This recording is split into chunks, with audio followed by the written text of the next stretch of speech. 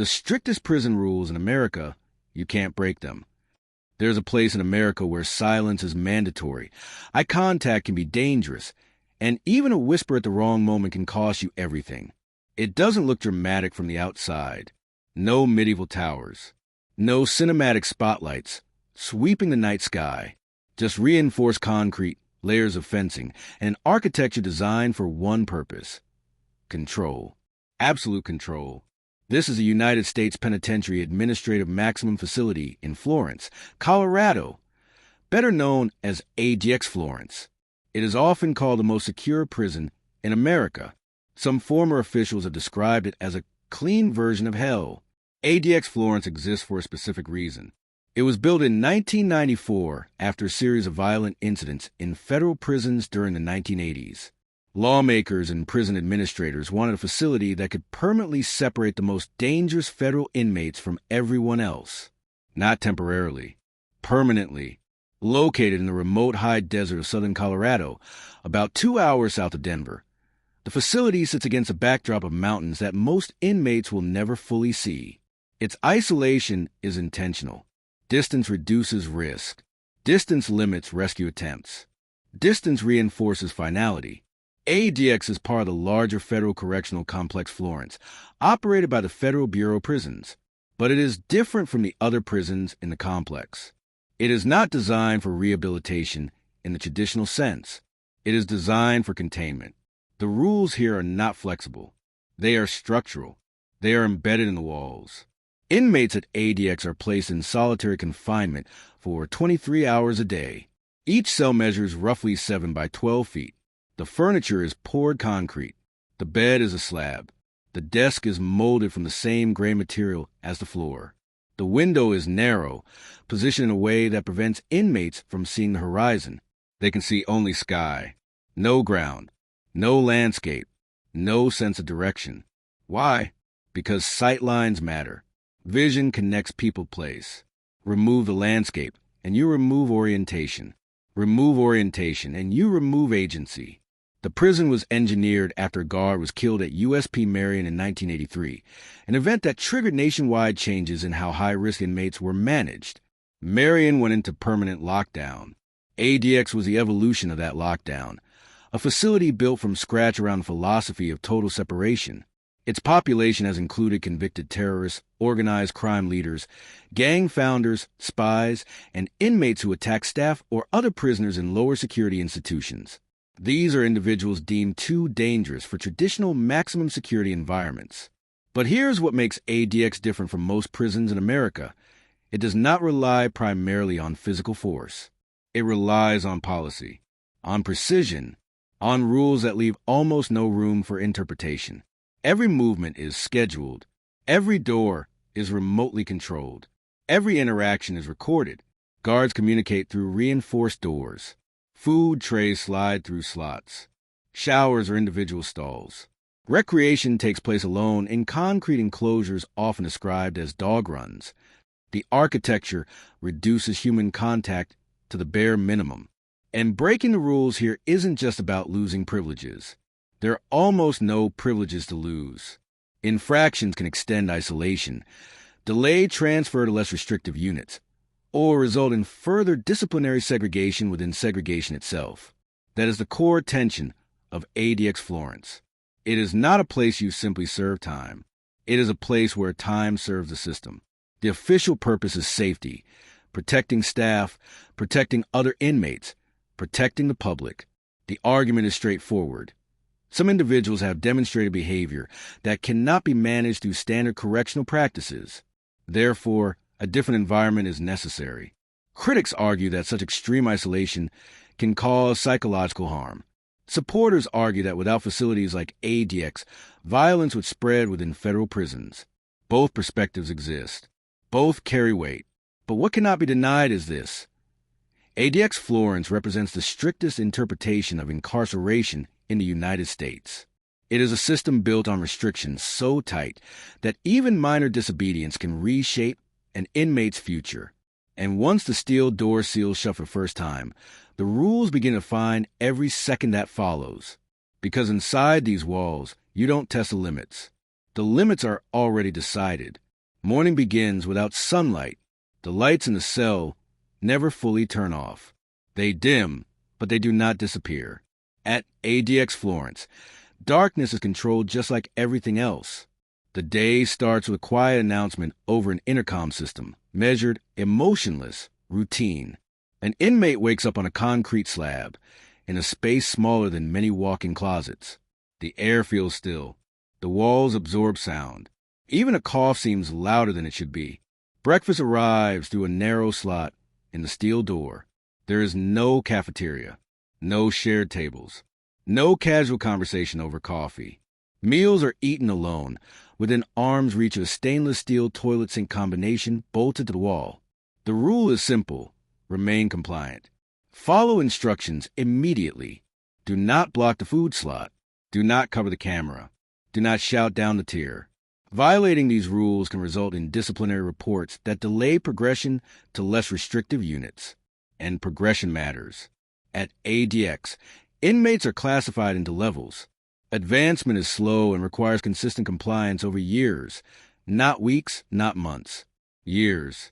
Recreation is scheduled for 1 hour per day, 5 days a week. But it is not recreation in the traditional sense. An inmate is escorted in restraints, handcuffs, sometimes leg irons, through a series of electronically controlled doors. Guards stand behind secure barriers. Communication is limited to commands. The recreation area is an individual concrete enclosure with high walls and a metal grate overhead. From certain angles, an inmate might glimpse a sliver of the Rocky Mountains. But the view is fragmented, partial, never expansive. The rule here is movement under supervision. Walk when told. Stop when told. Face the wall when instructed. Any hesitation is documented. Inside the cell, reading materials are permitted but monitored. Legal papers are inspected. Letters are screened. Phone calls are rare and often conducted under strict time limits. Contact visits do not exist. Family members speak through thick glass partitions at other facilities. But at ADX, many inmates are too restricted even for that. Silence becomes a companion. Some inmates attempt to communicate by shouting through vents. Others tap on pipes using improvised codes. But staff monitor patterns of communication. Coordinated disruptions can result in tightened restrictions. The hierarchy is unusual here. It is not controlled by gangs in the same visible way as lower security prisons. The architecture itself suppresses group dynamics. Influence is reduced when interaction is reduced. Yet status still exists. It is measured by endurance, by mental resilience, by who can withstand isolation without losing control. Over the years, lawsuits have challenged the psychological impact of prolonged solitary confinement at ADX. In 2015, a settlement required improvements in mental health screening and treatment. The Bureau of Prisons agreed to better identify inmates with serious mental illness and adjust placement when necessary. That settlement revealed something important. Even within the strictest prison in America, the system must respond to legal pressure. The rules are rigid, but they are not entirely immune to scrutiny. Still, daily life remains defined by compliance.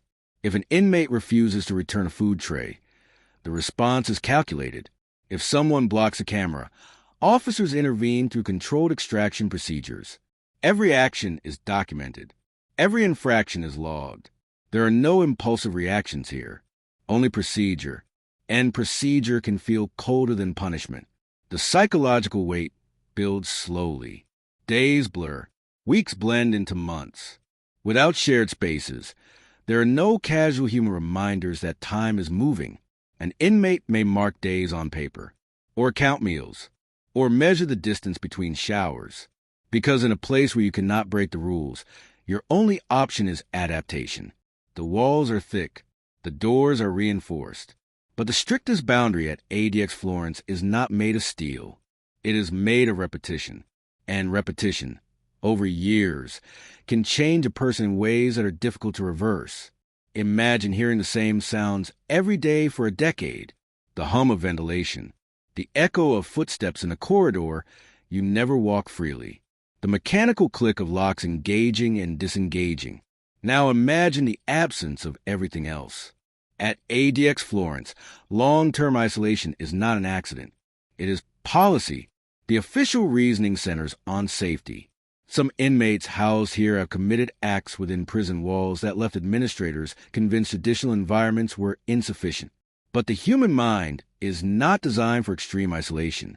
Numerous psychological studies, cited in court cases and academic research, suggest that prolonged solitary confinement can contribute to anxiety, depression, hypersensitivity to sound, and difficulty concentrating. Former inmates have described losing track of time. Some report talking to themselves to maintain clarity. Others develop rigid routines, pacing exactly 10 steps back and forth, doing push-ups at precise intervals, reciting books from memory. These routines are survival mechanisms. They create structure where structure is imposed from the outside. The power structure inside ADX is subtle but absolute. Officers control doors remotely. Schedules are fixed. Advancement depends on sustained rule compliance. The message is consistent. Stability earns incremental freedom. Disruption extends confinement. It is a system built on behavioral conditioning. And for some inmates, that structure provides a strange form of predictability. There are no sudden yard fights, no chaotic dormitories, no visible gang dominance in shared spaces. The danger is minimized through separation, but safety comes at a cost. When individuals spend years with minimal human contact, re-entry into any social environment becomes complex. Even transferring to a lower security prison can feel overwhelming after prolonged isolation. Conversations become louder, spaces feel crowded, decisions feel heavier. In 2020, reports indicated that the federal prison population at ADX had declined compared to previous years. Some inmates were transferred out after successful progression through the step-down program, a structured pathway designed to reintegrate individuals gradually into less restrictive settings. That program represents an acknowledgement. Permanent isolation is not always the final destination, but progression is slow, and it demands strict, unwavering adherence to institutional rules. The strictest rule at ADX is not written on a wall. It is understood. Control yourself, or the system will control you more tightly. There is no dramatic soundtrack inside these cells. No cinematic confrontations. Just time. Time can erode anger. It can also erode identity. For viewers on the outside, it is easy to imagine prison as constant noise, conflict, and visible tension. But at ADX Florence, the tension is quiet. It is internal. It is the tension of a mind negotiating with confinement day after day. Supporters argue that facilities like ADX are necessary for the rare individuals who pose extraordinary risks. They see it as a safeguard protecting staff, other inmates, and the public. Critics question whether prolonged solitary confinement aligns with evolving standards of decency in American corrections. They argue that even the most dangerous individuals remain human beings with psychological limits. The truth exists somewhere between security and humanity. ADX Florence stands as a symbol of the strictest prison rules in America, not because of visible brutality, but because of precision, because of policy, because of an environment engineered to eliminate unpredictability. Inside those concrete walls, you cannot test boundaries.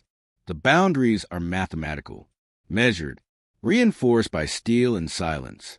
And when the door closes at night, just as it did in the morning before that, the most powerful force inside the strictest prison in America is not fear.